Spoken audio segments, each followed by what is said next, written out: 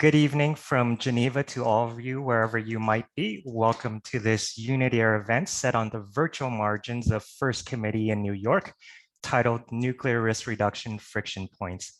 My name is Wilfred Wan. I'm the lead researcher in the WMD and other strategic weapons program at UNITAIR. Now, as we begin, I'm very pleased to introduce to our audiences a new face at the Institute that you'll be seeing quite a bit. Dr. Cécile Eptel started earlier this month as UNITAIR's new deputy director. She previously served as chief in the UN Human Rights Office and the director and acting undersecretary general at the IFRC. She has extensive experience in international affairs on legal policy, international security, and humanitarian issues. It's great to have her on board at UNITAIR and to have her provide some opening remarks for our event today. Cécile, the floor is yours. Thank you very much, Wilfred. Good afternoon or good evening, everyone. I am very happy to be joining this distinguished panel, and let me start by thanking our panelists and also each of you for joining us for this important discussion. I look forward to meeting many of you in the audience in the coming months, virtually or hopefully also in person, as I settle into my new position at UNITAIR. As we all know, we are currently facing myriad challenges in the security landscape, notably in arms controls and disarmament. Yet, challenges also contain opportunities. And we all have a part to play in finding and implementing solutions to these global issues we're facing. So at UNITAIR, we are excited about engaging all stakeholders as we take forward these conversations. We know that challenges are especially acute in the nuclear space because of the current state of geopolitics and of a generally deteriorated strategic environment. As some of you may know, UNITAIR has been conducting focused research on this topic for a very long time, and since December 2018 has been focusing notably on reducing the risk of nuclear weapon uses.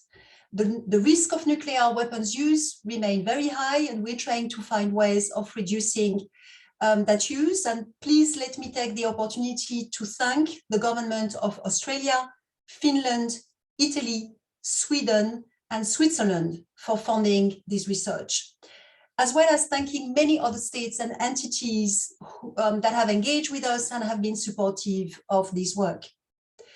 The interest in this issue speaks to the heightened concerns about the current state of risk, but it also speaks to the common interest of all states, nuclear and non-nuclear alike, in ensuring that any nuclear weapon detonation event will never take place again.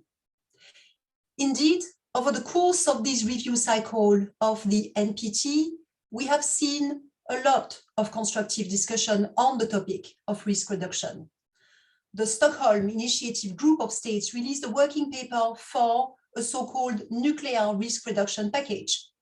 There have also been discussions in the CND initiative, creating the environment for nuclear disarmament, as well as in the P5 process on strategic risk reduction. Now, the P5 discussion has focused largely on a specific nuclear risk pathway. Today's discussion focuses on this possibility in the context of relations amongst the United States, the Russian Federation, and China. Of course, this is just one part of the puzzle. We recognize that there exists nuclear risk involving other nuclear armed states and in other scenarios, including accidental and unauthorized use of nuclear weapons, as by terrorist groups, for instance. But the relations between these three states are significant, not only in themselves, but in impacting across different risk scenarios and regional security dilemmas involving other nuclear armed and nuclear allied states. The ongoing bilateral strategic stability talks between Russia and the United States is a promising step towards addressing the fundamental mistrust and some of the issues of contention among them. Improving relations among all three states and finding practical measures to take to prevent all risk scenarios from coming into fruition will be critical in addressing nuclear risks in general. With that, I look forward to the panel discussion and turn back over to you, Wilfred. Thank you so much, Cecile. So over the course of the last couple of years in our risk reduction work, it becomes apparent that there exists a number of different points of contention among nuclear-armed and nuclear-allied states that can impact on risk scenarios. And these include aspects of doctrines, force postures, and specific capabilities or systems of concern. And these are what we call friction points. A couple of months ago, we released the first paper in our friction point series, looking specifically at nuclear escalation strategies and perceptions thereof among the United States, the Russian Federation, and China. Today's event is meant to delve further into the relations among these so-called great powers and the friction points that exist between them. We're very pleased to have three expert speakers, all of whom have looked at issues of nuclear risk and strategic stability, studied relations among some, if not all of these states in depth, and have a unique perspective on them. So I should note that this event is being recorded and will be made available on the Unity channel in coming days. And the format of today's conversation is a moderated conversation followed by questions and answers. There'll be 3 rounds of questions that I'll pose to each panelist, generally themed around 1, the state of affairs, 2, the impact of technological developments, and 3, of course, more optimistically, ways forward and risk reduction. Following this and potential follow-up on my part, I'll then open the virtual floor to Q&A. And of course, I invite the panelists to jump onto each other's answers as well and engage. In order to make efficient use of our time, however, we're going to request that the audience, you, use the Q&A function at the bottom of your Zoom application to submit written questions. I'll try to get to as many questions as possible, but we can make no guarantees as we have limited time. Anyway, I've spoken quite a bit already, so let's get on to the panel. I should note that all panelists are speaking in their personal capacity. To provide the briefest of introductions, first we have with us Dr. Tianjiao Zhang. He's an assistant professor at the Fudan Development Institute. He also works as assistant director at the Cyberspace International Governance Research Institute of Fudan University. His research focuses on arms control and strategic stability. He's also a member of the CTBT Youth Group and a Kona Fellow and an Associate Fellow of the East-West Institute. Special thanks to Tianjiao as he's joining us quite late from China and well past midnight over there. Our second speaker is Dr. Anna Pacelli. She's a postdoctoral research fellow at the Center for Global Security Research at Lawrence Livermore National Laboratory in the US. She's also an affiliate at CSAC at Stanford University and an adjunct fellow at the Center for Strategic and Defense Studies at the National University of Public Service in Budapest, Hungary.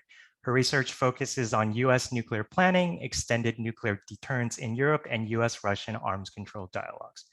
And last but not least, we have Dr. Polina Sinovits with us. She's an associate professor with a PhD in political science in the Department of International Relations, Political Science, and Sociology at Odessa II Mekhanov National University. She's also head of the Odessa Center for Nonproliferation based at ONU. Her areas of expertise include nuclear deterrence, strategic stability, and Russian nuclear policy. We're very pleased to have all of them with us today. And with that, I'll get to the first round of questions. I'm going to start with Anna, actually. Nuclear risk doesn't quite exist in a vacuum. Can you talk about the divergent risk and threat perceptions that exist among these 3 great powers? How bridgeable are the gaps among them? Anna, over to you. Thank you so much for the kind invitation. I really appreciate the chance to be here today. And again, just to emphasize, I'm speaking in my own personal capacity and not for Lawrence Livermore National Laboratory. I believe that among the three great powers, there is a broad consensus that nuclear risks have grown over the last decade and they are rising, but they see the sources of these risks very differently, which makes it difficult to implement a comprehensive risk reduction agenda. Today, the most likely pathway to nuclear use is a regional conflict between the great powers that escalates to a nuclear conflict. The possible sources of escalation could obviously come from a technical malfunction, but it's more likely today in the current security environment that it would be due to mistakes or misunderstandings by decision makers or operators, or maybe due to intentional decision to use nuclear weapons by a leader in any of these countries. I think there are four fundamentally different perceptions around nuclear risks and threats among the three great powers. The first major difference is that the different view about the sources of risks. Both Russia and China have expressed concerns about US regional dominance in Europe and Asia respectively. They have argued that US investments in missile defense and conventional prompt global strike capabilities have undermined strategic stability, and they both claimed that Washington's efforts to undermine their secure second strike capability motivated their recent military modernization efforts. However, Russian and Chinese military capabilities, including in emerging technologies like directed energy and counter-space weapons, have come a long way from the status quo ante, and analysis of their modernization programs shows little to no evidence that their actions were driven by the desire to restore strategic stability. I think the second major difference between the great powers is, which is closely related to the first point, is their different view on the end game. What do they want to achieve?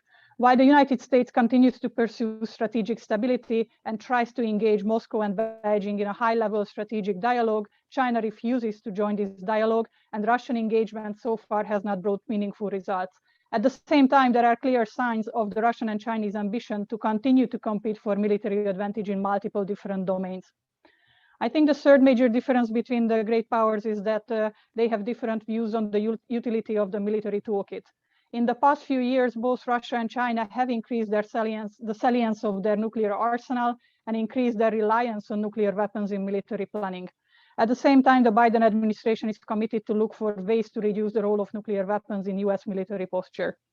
There are also divergent views among the great powers about the utility of emerging technologies and the role of the new domains. Russia and China are increasingly looking at the cyber and space domains as important tools to shape the battlefield before an armed conflict would even occur. At the same time, from a US perspective, cyber capabilities are just one item in a big toolkit or in a big toolbox, and they have been mostly used for signals intelligence and counterterrorism missions. The fourth big difference between the great powers is that the importance they attach or their awareness about the different nuclear risks that are out there. While all three great powers agree about the importance of preventing unauthorized nuclear use within their own military ranks, and they have taken steps to prevent such an occurrence, Washington, Moscow, and Beijing have very different views of escalatory dangers. Both the Russian and the Chinese strategic communities underestimate the potential dangers of inadvertent escalation due to nuclear conventional entanglement. In the Russian case, the primary reason is the strongly held belief that the use of force, especially the use of nuclear weapons, would be the result of a rational, deliberate decision. They don't really focus on inadvertent escalation. In the Chinese case, they have simply not paid much attention to this problem, as they firmly believe that China's no first use policy greatly reduces the dangers of inadvertent escalation, and that's their contribution to addressing this specific type of risk. I think when we think about creating bridges among the great powers, it is very important to develop a common understanding of strategic stability, and there are three key elements of this bridge building effort. The first one is that stability only makes sense with some kind of equilibrium or some kind of mutual restraint. The second element is that strategic stability is based on some degree of mutual vulnerability. And the third element is that strategic stability should be tied to a structural mechanism and some degree of a formal engagement between the great powers. That's my response for this question. Thank you. Thank you so much, Anna. You brought up a lot, and I think we're going to try to unpack each of these elements over the course of this conversation. But for now, I'm going to turn to Paulina. And you know, all three states have elaborated nuclear doctrines or policies. But how each of the others read these as well as specific capabilities, like what Anna was saying with a couple of systems in particular, are filtered quite through this lens of fundamental mistrust and differing kind of risk perceptions. What does that mean for predictability or stability in this environment? Paulina, over to you. Paulina, you're muted. Okay, sure. Hello, now you can hear me. Yes, good afternoon. Thank you for inviting me. I'm very glad to be here. Yes, I think that Anna raised already a bunch of very relevant problems. So just coming back to the nuclear doctrines, I think that one of the biggest problem is concentrated around the certain ambiguity of nuclear doctrines of states, in particular, the famous escalation for the escalation principle, which Russia is assigned by the United States and and most of the researchers, is absolutely denied by Russia. Therefore, actual doctrines and wargaming shows that Russia is still pursuing this principle. Along with the existence of the production of the large number of dual capable weapons, and also the permanent coercive maneuvers at the different flanks with Europe, including the Eastern European flank, the Black Sea flank. It also can, play a destabilizing role. Plus, considering the fact that the fundamentals of Russian nuclear deterrence policy of 2020 is considering any reliable notification on the launch of ballistic missile over Russian territory as a reason for a nuclear strike, can be again the option for, or the threat of starting the deliberate nuclear war, because we all know about the malfunction of Russian nuclear early warning systems, which happened before, in particular in 1995, when the launch of Norwegian research missile was interpreted by Russian early warning systems as a US strike over Russian territory. And of course, it was in 1995 when the climate of relationship between Russia and the United States was pretty much good. Unlike today, when there are certain tensions, and those people who are sitting at the radars are not really would not really able to differentiate this false alarm from the real threat. Second, the United States, of course, are reacting for the escalation, has reacted with the nuclear posture review, which is clearly lowering nuclear threshold by introduction of the new types of nuclear weapons capable to fight in the regional domain. And of course, it raises the problem of lowering of nuclear threshold between states. Also, again, it brings the idea of the new, fighting options between Russia and the United States, and of course increases the tension between them. Again, coming back to China, we all know that China is rapidly increasing the number of nuclear weapons, the quality of them, the building up of new missiles, building up of new hypersonic technologies. Plus, the clear stance about the no first use is becoming less and less clear in Chinese doctrine, and all know that Chinese has sort of the escalation for the escalation posture, however, in the conventional form, and that most of the Chinese missile and then are dual capable, and therefore they are very looking very similar. So any kind of Chinese use of conventional weapons can be interpreted as nuclear use, and of course it can be the reason of a start of a deliberate nuclear war. Again, the question of non-nuclear use can be specifically raised in the legal domain in regard to Taiwan, because what if China considers it really considers Taiwan as its own territory. And the question is whether the hypothetical nuclear use at the Strait of Taiwan, for example, would be considered China as the first nuclear use or just a nuclear test on the territory. I mean, of course, it's all questions. And it's hard to predict how it will go on. However, the chance of the deliberate nuclear war is becoming more and more substantial, I guess. Thank you so much, Paulina. I think both you and Anna paint a fairly stark image right now of some of these action and reaction dynamics, right? Kind of regardless of what these states say their postures might be, how they're being interpreted is another thing altogether. And so maybe I'll turn over to Tianzhao, and maybe we can talk about something that Anna actually introduced as well in her first answer, which is that the US has consistently suggested engaging in trilateral arms control negotiations, while China has seemingly shown no interest so far. What do you think needs to change to begin some sort of trilateral conversation where they can perhaps address some of these concerns that have been brought up by our other panelists so far? Can they build off the work that exists in the P5 process, for instance? Tianzhao, the floor is yours. Yeah, thank you, Wilfred, and thank you for Unidir's invitation. Very glad to join today's event.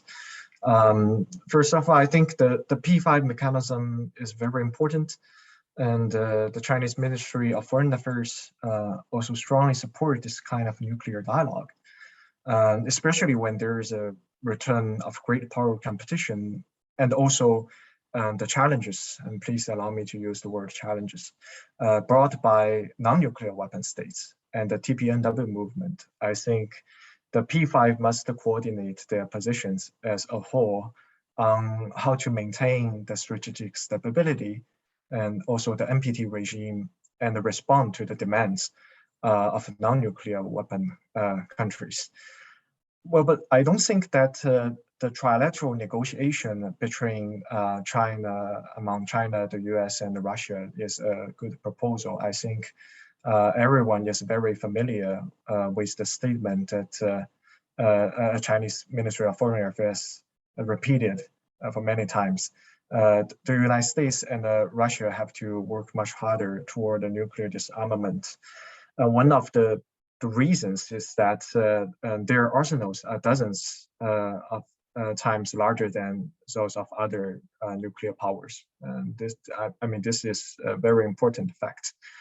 And maybe another reason is that, you know, due to the the trust deficit between China and the United States, you know that especially during the Trump administration, there is still very serious trade disputes between China and the US, and also some other serious political disputes. And this kind of trust deficit makes China very hard to believe that it is really an offer by the United States. Whether the United States is very serious on arms control dialogue or negotiation. Most Chinese experts might have concern that whether this will be a kind of like a well-designed trap, or maybe like a tool to maybe contain the development of China. So when there is this kind of trust deficit, it will be very difficult to win China's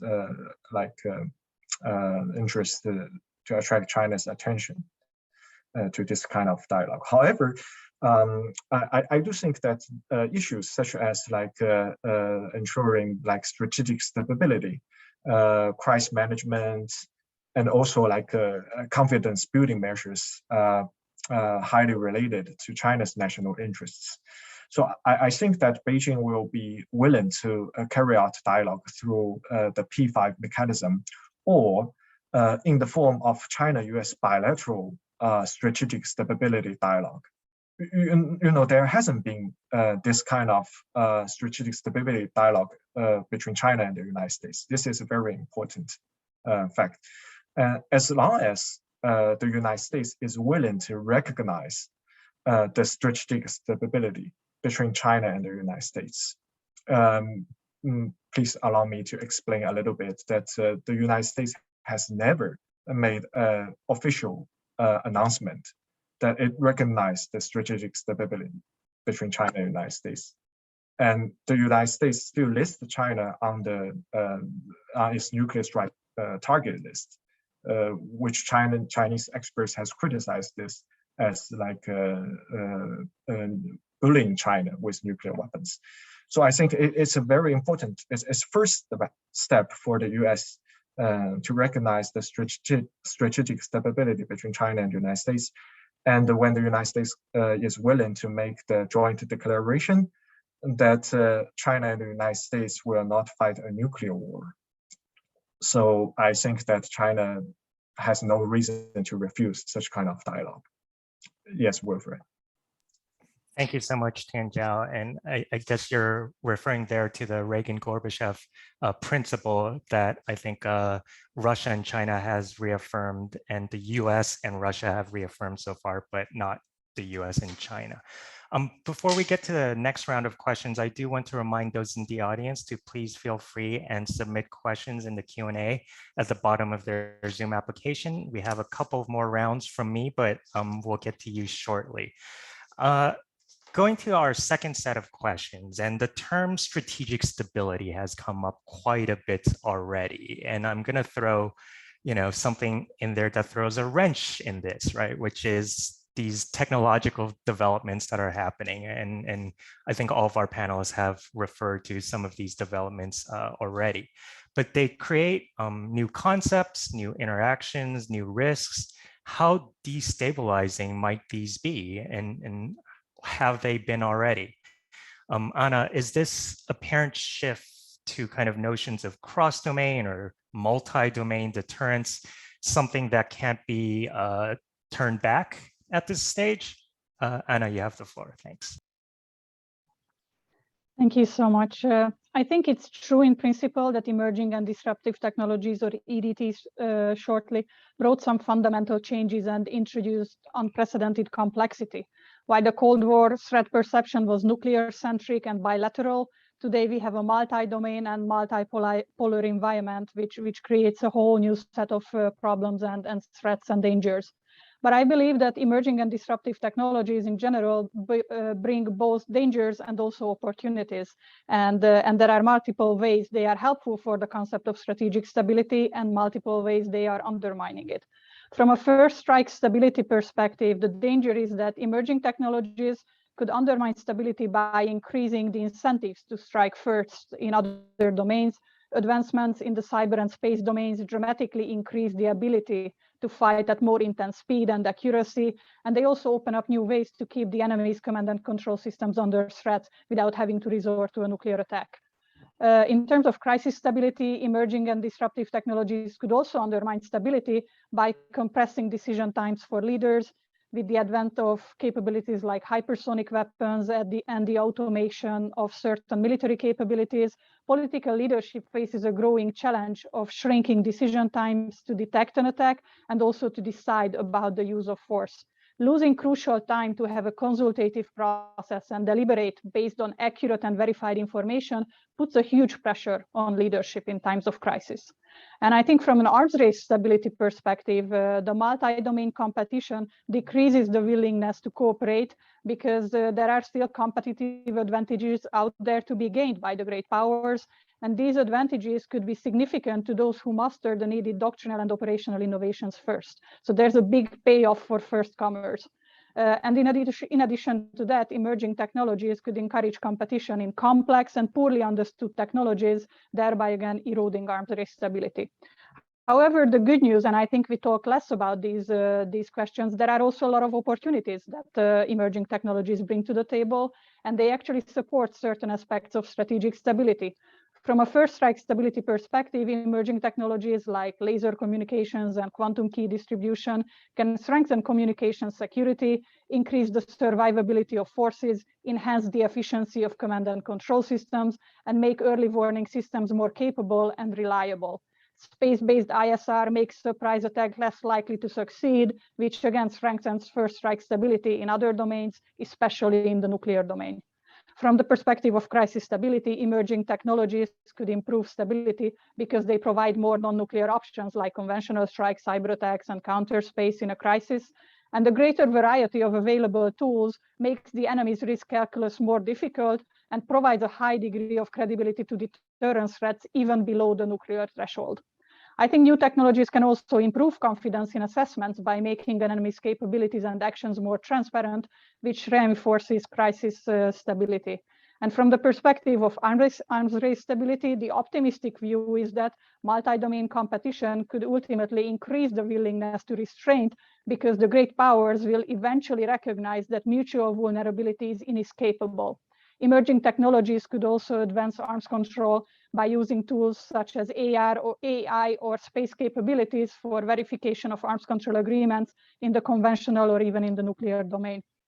This has a few important implications for the future of arms control and risk reduction.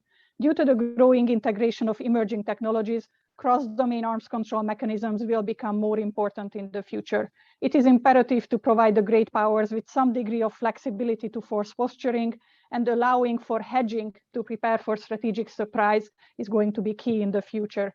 I simply believe that a blanket ban is not going to work in any of these new capabilities. In terms of format, informal measures that are able to handle asymmetries are the most useful tools to tackle the complexity of today's security environment. Behavioral arms control and tools such as codes of conduct seem to be good and flexible tools to address some of the complexity of emerging technologies. And lastly, another important implication is that most emerging technologies have legit civilian uses, and crucial know-how and the capabilities are held by the civilian sector, which means that risk reduction measures in EDTs can only be successful as long as they limit very specific military applications, but they leave the door open for the legit civilian uses of these technologies. Thanks, Anna. Again, you've packed in quite a bit, and I want to pick on the point you made specifically about verification, because I do think that nuclear disarmament verification is one area where you already see the impacts of some of these emerging techs, and that'll certainly inform future, I think, arms control and disarmament treaties. And perhaps on that note, I should plug my colleague Pavel Podvik's event tomorrow night on exploring prospects for missile verification. But turning to Paulina, and Anna talked about some of this quite a bit already, but you wrote quite specifically about how tech can actually help to create greater stability among states. Can you talk about, in your view, how that might happen? And are there examples of this tech that can illustrate this? And then perhaps conversely, and in a more glass half empty side, what are the barriers to that, right? What are the dangers there that could drive potential nuclear escalation linked to emerging tech? Paulina, over to you.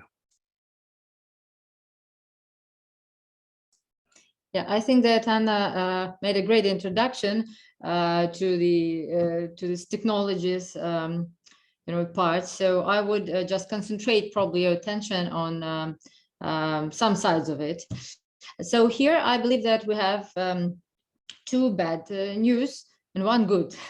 So starting from the bad news and from the disruptive characters of the new technologies, I think that we should attract attention to the fact that not only the separate new kinds of technologies, but the combination of them can be really disruptive for strategic stability. In particular, for example, if we find if it's an artificial intelligence, which on one hand is gathering information perfectly and making up more rational decisions than the human mind. On the other hand, if influenced by the cyber threat, by the cyber sabotage or falsifying the information in the cyber way, the artificial intelligence is able to make up a false decision based on the false data. And having no human intuition or experience or perception, it won't be able to make up the right decision based on that, knowing life ideas. This is one of the threats. The other threat is also what Rose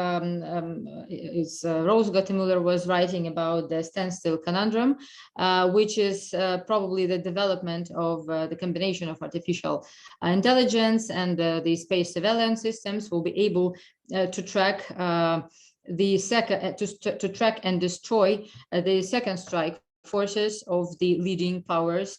I mean, all the leading nuclear powers who are pursuing the new technologies, and therefore that common vulnerability on one hand would lead to the end of strategic stability, because strategic stability is actually based on the second strike capability, right? However, in this regard, we are coming to the idea of total vulnerability, which again raises the necessity, the total need for the negotiations, for risk reductions, for maybe certain limitations of the new technologies on one hand. On the other hand, is for providing certain agreements for giving the sanctuary of the to secure second strike forces. And in general, it provides very strong platform for the dialogue, probably the similar platform which was created after the Cuban Missile Crisis, when all, like Soviet Union and the nuclear and the United States just understood the risk of nuclear war. The same understanding of the risk of the war of any type, whether conventional or nuclear, whether or combined, because the dual-use technologies obviously would make the escalation very fast from the conventional to nuclear level. It would have the high opportunity to push great powers for the serious dialogue and serious probably agreements in the domain of limiting new technologies and in the domain of limiting the capabilities provided by those technologies. Yeah, that's all. Thank you so much, Paulina. And I think your point kind of threw out about the combination of how these technologies will be used. I think it's a quite important one, and that we'll return to in a moment. Over to Tianzhao, and you've spent a lot of time thinking about a particular aspect of this, which is cyber capabilities, and cyber operations feature prominently for all of these states. It's in the news quite a bit these days. Can you talk about how their strategic thinking has changed as a result, and how concerned should we be about possible nuclear escalation linked to cyber capabilities or cyber usage? Over to you, Tianzhao.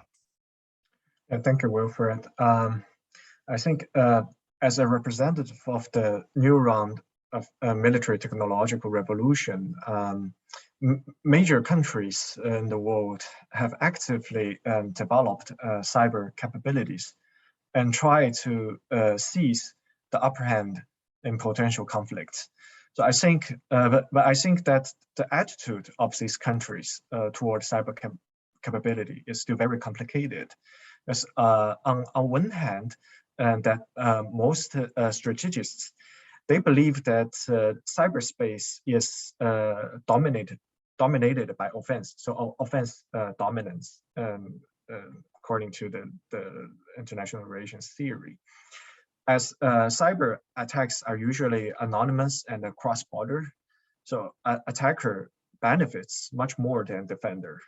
And it is believed that they can even win a victory without firing a shot. And however, on the other hand, these countries, they are also worried that they may fall behind in the cyber technology revolution and become the target of a serious cyber attack. And so, in addition, I think the blurring line between cyber offense and the defense, and also the lack of communication mechanism in cyberspace makes it hard to judge the adversary's real attention. So it's easy to make like misunderstandings, misperceptions in cyberspace. Even some like defensive actions will lead to overreaction and exacerbate the security dilemma in cyberspace. And as a result, I think that the risk of an arms race in cyberspace and the escalation of unexpected conflict has increased. And I want to mention that a few months ago, the Carnegie Endowment and also the Shanghai Institute of International Studies, they jointly released a report on the impact of cyber attacks on the nuclear command and control system. I agree with many of their points, although it is very difficult for us to completely improve the security dilemma in cyberspace in the short term. We must warn the nuclear powers that launching cyber attack against the nuclear command and control system is very dangerous behavior, and which can easily lead to nuclear war. And that's my thinking. Thank you, Wilfred.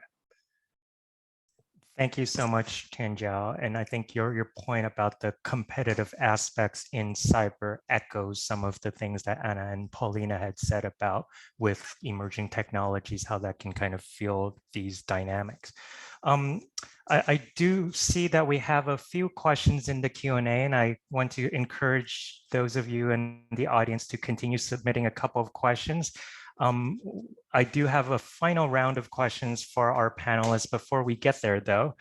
And perhaps, something that has come up is the opportunity that could arise as a result of these difficult challenges that these states face. And perhaps to try to end at least our moderated discussion on more positive notes, let me start by turning to Anna again. And we've talked about this really mix of technologies and domains and systems and all of these things. How do we move forward practically?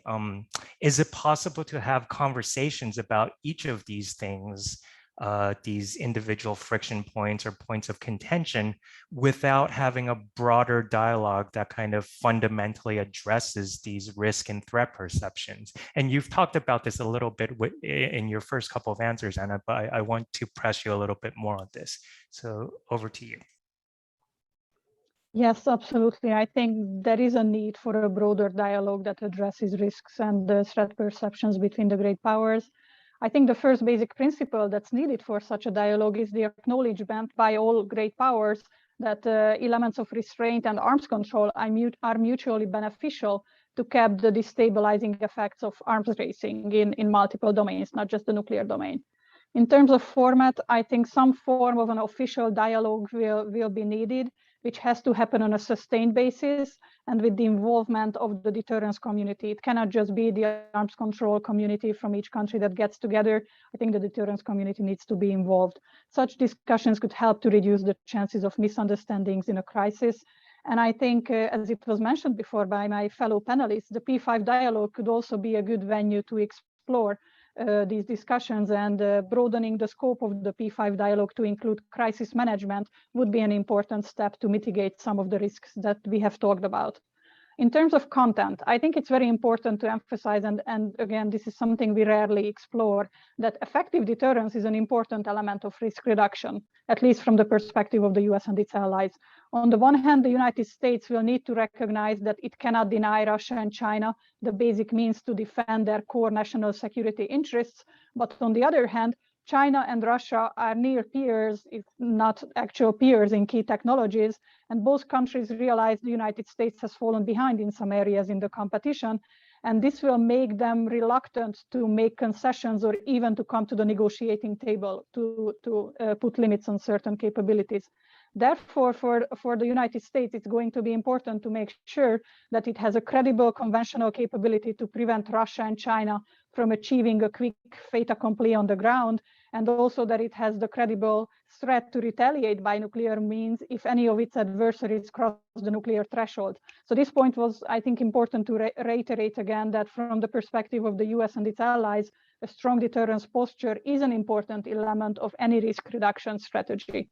But what can be done in terms of practical measures? And here I have 3 concrete recommendations. The first one is creating risk reduction stakeholders within each side's military to raise awareness of potential nuclear risks and these so-called risk reduction teams would function within the government and the militaries and explore the challenges of 21st century conflict. And China, Russia, and the United States could set up dedicated nuclear risk reduction teams within their general command staff and empower them to give advice in times of crisis, keeping in mind some of the risks that they have already explored. The second recommendation in terms of practical measures is relates to the fact that in a conventional conflict, one of the most likely pathways to nuclear use could come from early attacks on dual-use command and control systems, what James Acton explored in his work on entanglement. In order to mitigate this risk, the great powers could broaden declaratory policy to clarify escalatory thresholds and to deter attacks on command and control assets by underscoring the risks that are associated with such actions. They should also develop more resilient command and control architectures to reduce the risks of conventional nuclear entanglement. And the last recommendation here is raising awareness. A joint assessment of the escalatory risks is needed. Once all three major powers come to realize these risks, there are a number of measures they could undertake in a cooperative risk reduction framework. These could span from informal joint declarations to an actual legal ban on certain dangerous behaviors. There is a long list of ideas on the table that the academic community has already put forward. These include, for example, a ban on cyber interference with nuclear command and control systems, a moratorium on testing and deploying dedicated kinetic ASAT weapons, bringing intercontinental boost glide systems under strategic arms control, or simply implementing transparency measures as a starting point. So the list of ideas is really rich, and I think there are a lot of practical measures we could do to actually start the work to reduce these risks. Thank you so much, Anna. And I think hang on your last point about kind of common understandings about what constitutes risk and what constitutes risk reduction in order to come up with an agenda for moving forward. Because I think some of the perspectives that you mentioned earlier in your response about kind of whether deterrence is the most effective way, I think that these are kind of conversations that need to be had between these states about what that practice looks like and what risk reduction could be from these different perspectives. Paulina, I'm going to turn over to you, and we focused largely today on these great powers, and that's my fault. You know, I set the agenda as far as kind of focusing on these states, but to what degree can other actors factor in reducing the risk of nuclear escalation? In your first answer, for instance, you mentioned this quite specific, some of these scenarios in Europe that could happen from misunderstanding. So how much of nuclear risk reduction is about non-nuclear aspects, for instance, in regional theaters of conflict? Paulina, over to you.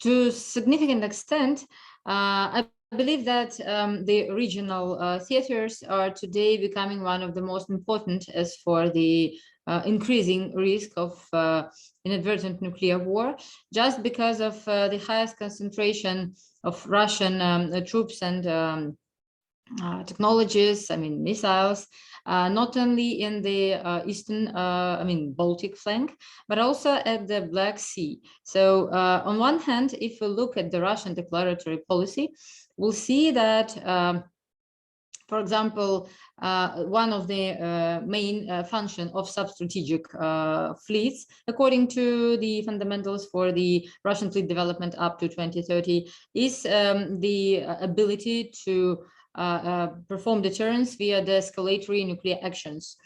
So it's number one, and number two, it's the fact that Russia is ready to defend. I mean, the main object of Russian deterrence posture is its territorial integrity, and here we're coming back again to the Black Sea and to the Crimea issue. And if if we look at the situation with the Black Sea fleet, we'll see that from all four Russian fleets, it has been updated on 70%. It is the more modernized fleet during the last 5 years. And most of the military units there are dual capable. Plus, the rapid militarization of Crimea is also quite obvious. considering the fact that Russia has restored the old Soviet facility Feodosia 13, considering the fact that Russia has deployed the Iskander launchers in Crimea in 2019, and also the Tu-22M bombers in Crimea, saying that this is response for the US Aegis ashore in Romania. So all of these issues, considering the fact that most of the systems are dual capable. For example, most of the Russian units are capable to carry the Caliber missile, which is dual capable. Here there is a high opportunity of the very easy escalation from the conventional to nuclear level. And in this regard, I would attract the attention of Russia and the United States dialogue to the reduction and to the negotiations or arms control negotiations over the reduction of tactical nuclear weapons, especially in the flanks, especially in the European region, where tensions is really high.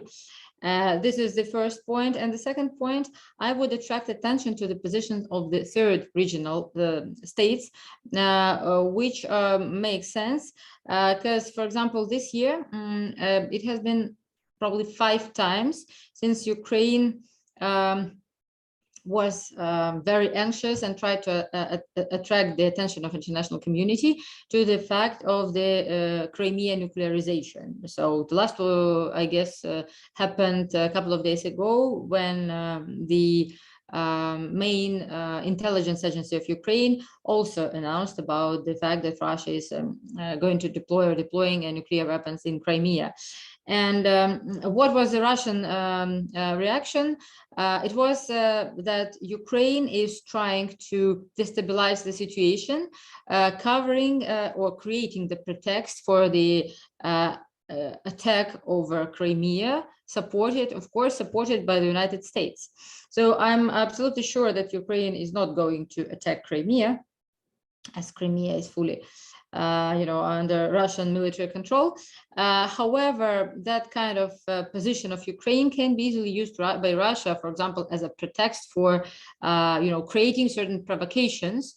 And those provocations can be easily trigger conflict, which is, again, has a very high potential for becoming a nuclear one. So in this regard, I suggest to consider at least not only to consider the position of the third states, such as Ukraine or Georgia in the Black Sea region, but also to provide certain platform for communicating channels for exchanging of the information, expressing concerns, creating, not, probably exchanging opinions, but however, attracting all witnesses as the United States, Russia, and Ukraine just to sit around one table and to express their, intentions, to explain their positions, and to at least to ease tension. I won't say that it would save the situation, but it probably ease tension, and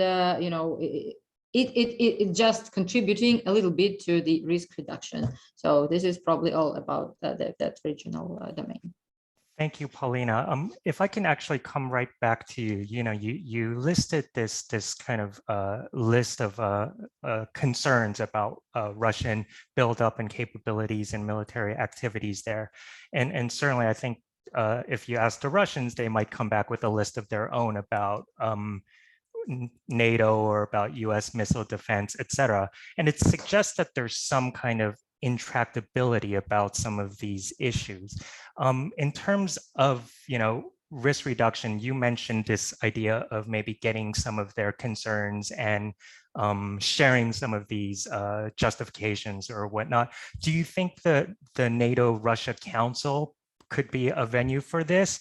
Or are there other kind of places where these states can be heard? Or it also makes me think of kind of the crisis prevention and management toolkit that originates from the Cold War with some of these incidences at sea agreements and prevention of dangerous military activities, et cetera. I mean, sorry, this is kind of a messy question, but it's given kind of some of the broader issues at play, are there kind of more practical, smaller term confidence building measures that are feasible in this current stage? Well, the main problem of that old, not old institutions, but the traditional way of communication between NATO and Russia, I think, is that they don't really work. Because the main problem is even, besides, of course, the militarization, is the distrust between Russia, NATO, the United States, and the fact that so there's this mistrust, they prevent them from that open, frank dialogue. In this regard, I would suggest to create probably some kind of ad hoc meetings in the beginning over the regional issues, such as one meeting over the Black Sea region, one meeting over Baltic border of Russia, which will give the opportunity on one hand to discuss just the questions up to date, the temporary questions, the questions which arise just immediately, and on the other hand will give the opportunity to exchange these fast opinions and to maybe to show the way of how the situation can escalate to the worst.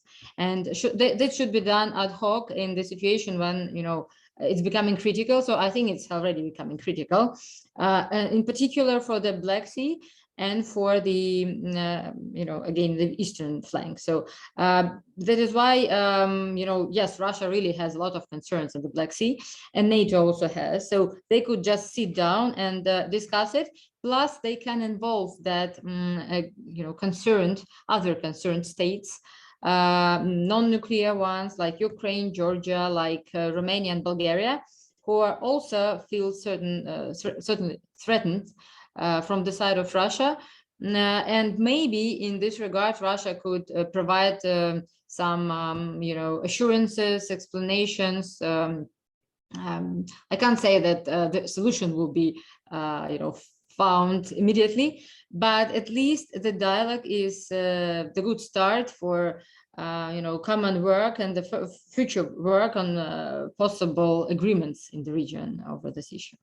Thanks for that, Paulina. Yeah, you seem to be talking about quite more focused discussion in some of these situations. Then, let me turn over to Tianjiao and move away from the U.S. and Russia for a moment. The bilateral strategic stability dialogue seems to have made some progress. Can this be a model for the US and China? And a similar question for you, what do you think are the areas in which progress and practical risk reduction is possible in that bilateral relationship? Tianjiao, over to you. Yes, I think this is a good model, and I believe that China and the United States are already discussing whether to hold a similar dialogue. As far as I know, that the United States has been trying to promote the bilateral summit and include the issue of strategic stability. And I also think that this kind of attempt is very necessary. And well, the bilateral relations between China and the United States is very complicated. There are many complicated issues: political disputes, trade disputes, ideological disputes, and topics related to global governance. But I think that maintaining strategic stability should be the bottom line.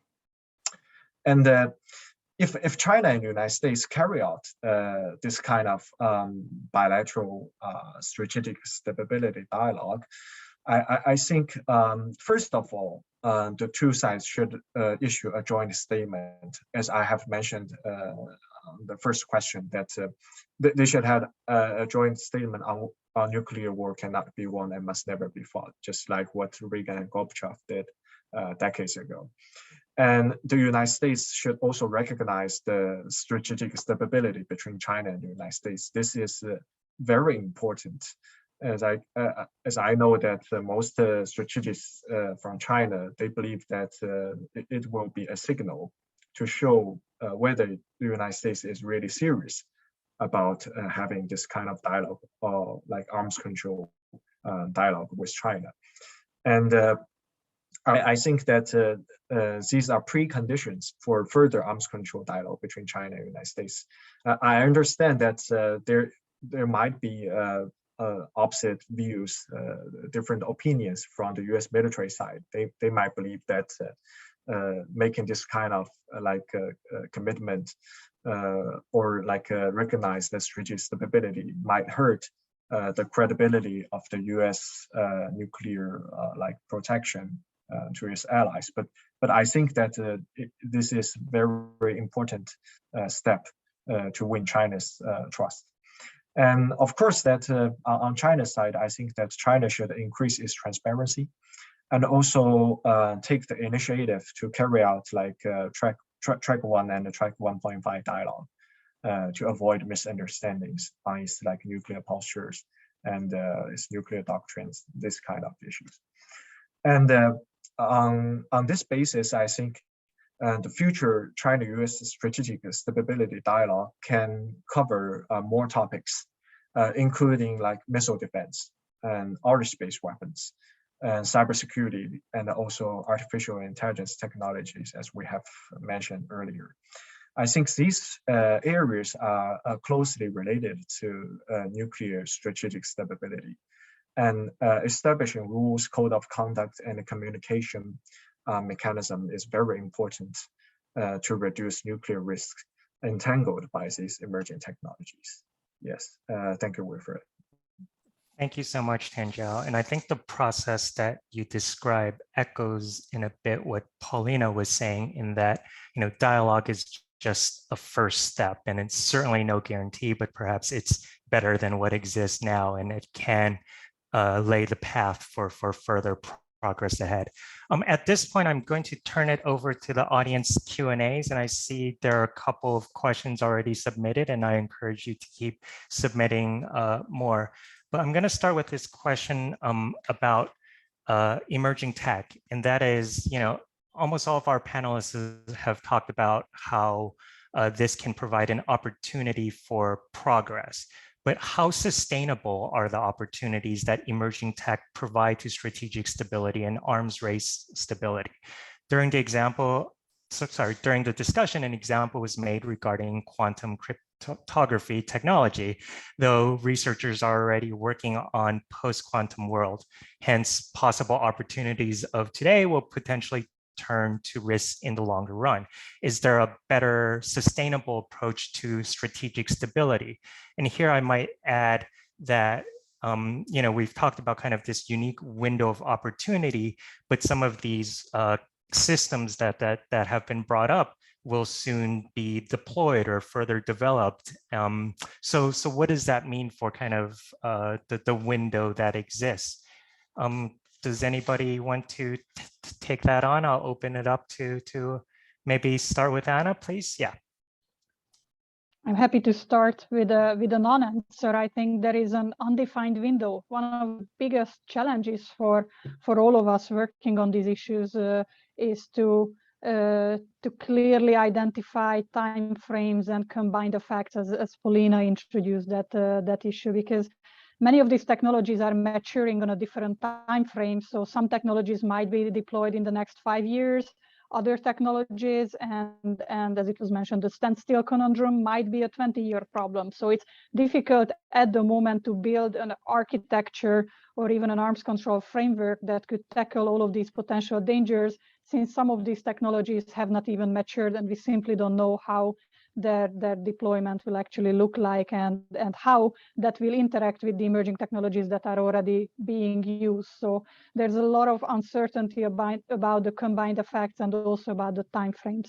That said, I think step number 1, just circling back to something we have mentioned already, is to have a constant dialogue. I think a strategic stability dialogue should not be 1 or 2 round discussion and then stopping it. This should be something that's sustained, gets high-level attention, regardless of who is sitting in the White House or who is sitting in the leadership position in Moscow and in Beijing. And we need to understand each other's doctrine. We need to understand each other's escalatory thresholds. We need to know what are the red lines, what are the potential aggressive measures that could trigger nuclear use. And if we sustain that dialogue, that can be constantly adjusted to include new technologies, to include something that has just became the new breakthrough that we worry about. So I think one way to address these uncertainties is to continue discussing these issues. And the first step is obviously a high-level political dialogue, but it has to eventually extend to a military-to-military dialogue. And also it needs to go down to a technical expert-level dialogue and talking about some of these technologies, talking about the future of verification technologies among experts. It will be unavoidable to get the political go-ahead for a track one discussion, but that has to also happen in the mill-to-mill and technical-to-technical experts level as well, to address some of these risks and come up with mutually beneficial risk reduction measures over threats that are identified by all sides as something they worry about. And maybe just to add a quick point to that, in addition to these other unknowns, I mean, I think it's also important to underline that some of these unknowns will remain unknown, including, for instance, the incorporation of AI, cyber operations, and I think it speaks to the need to have an expanding toolkit in terms of arms control and disarmament and risk reduction. Sorry to interject there as a moderator, but did Paulina and Tianjiao, would you like to add to this? Tianjiao, please. Yes, I just want to echo Anna's point that I also think that political level dialogue, military level dialogue, and also expert level dialogue are very important. And I think that I'm not sure whether there can be sustainable opportunities, but I think emerging technologies are very attractive. I mean, it's important to make people talk to each other, right? So through talking, discussions, dialogue, we can understand from each other. We can know that what we have in difference and what we can reach for consensus. So I think this is a very important first step. And I think emerging technologies, because they are new fashion and people like buzzwords, so it will attract much more. It will attract enough attention to make the top leaders sit down and talk to each other, and also make the military officials and the experts to build bridges between each other. So I think maybe that's the very important point that I just want to add. Yeah, thank you. Thanks for that, Tianjiao. Paulina, did you please? I totally agree with my colleagues. I would just add two things. On one hand, I think that it's already high time to build up the discussions on the separate kind of technologies and the possibility of their influence over strategic stability already now, and probably the worth of the arms control treaties. Each separate of them are worth of, not even maybe drafting, but thinking over, projecting, debating, to become the subject of the future arms control. And of course, to research the influence of the strategic stability. But on the other hand, the biggest problem I see here is the ambiguity of nuclear doctrines, because even though all commissions can meet and discuss the technological issue, the issue of doctrines, as I understand, will always be the problem, because even in these P5 consultations, Russia has already expressed the concern that the consultations over the doctrines would affect the ambiguity. And if we refer to the recent speeches of the President Putin, for example, this year's speech to the Federal Assembly, he said that each time Russia is going to draw its own red line, and it will do it in particular case when it would like to and when it would consider necessary. so it's not that fixed red line which can't be removed or which is permanently communicated. It will be ad hoc red line, and it complicates the dialogue completely. And I think that the main idea of Russian military doctrine is to hold that ambiguity, to keep NATO and the United States tense in regard of breaking even like approaching to the Russia's red lines. This is a problem I see in all this dialogue. Thank you so much, Paulina. I'm going to turn to another question from the audience, and this one has to do about approach. The questioner asks, in the fields of conflict resolution and common security, they tend to focus on areas of common interest and examples of cooperation between disputing parties and how to build on this.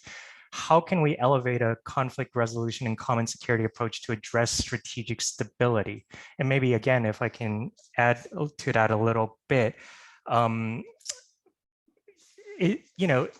does there require some sort of close call Cuban Missile Crisis sort of incident before we can talk about progress in risk reduction the way that is perhaps necessary for this environment? Would any of our panelists like to take that one? Paulina, you've got your hand up, please.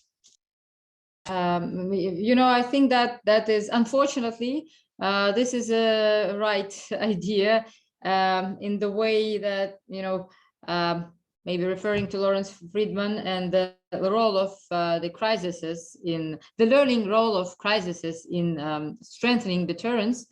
So the classic nuclear deterrence passed that kind of testing for certain resilience by Berlin and Cuban Missile Crises. However, of course, each crisis making us much closer to the accidental or deliberate war involving nuclear technologies. But in this regard, I think that crisis is some point which is pushing states to the real awareness of the necessity of the dialogue. Otherwise, they are deeply involving in arms race, in trying to get the superiority in certain domain, and that kind of arms race multiplied on the strive for the superiority can just lead to the strive for the preemptive actions and other stuff which will further complicate strategic stability when only coming to the margin, to the brink of the crisis, makes everyone really too afraid. And it brings that deterrence in its original sense from the world terror, right? Not to do something because you are terrified. So yes, this is my point on that. Anna, please. I think on the question whether we can elevate issues to the level of strategic stability, it immediately kind of rang a bell in my head that when I think about what is relevant for strategic stability, what are the types of things we need to worry about, and what kind of risk reduction measures would support strategic stability, I don't only think about nuclear and not even just nuclear and non-nuclear weapons which might have a strategic effect. I think we need to go much deeper down on the escalatory ladder because as I mentioned at the beginning of my talk, I believe that one of the most likely pathways to nuclear use today is an escalating conventional conflict. So anything we do in the conventional realm, any kind of risk reduction measure, any kind of cooperative confidence and security building measure in the conventional domain could have important implications and risk reduction benefits for strategic issues, because if we prevent a conventional conflict from erupting in the first place, then we actually immediately close down the most likely pathway to nuclear use.